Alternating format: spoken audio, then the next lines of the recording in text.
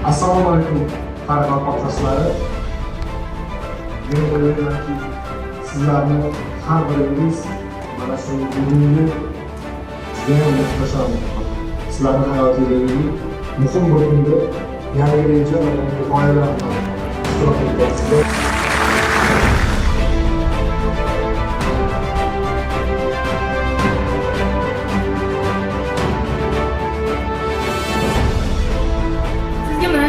Айтқан еді, сол уақытта сіз өзіңіз 50% мемлекет тарапынан төлеп береді жаслар агентлігіне деп айтқаныңызда біздер рас қуандық, бірақ азға кеп сенімсіздік болды, бірақ қуандық, ішімізде үміт бар еді.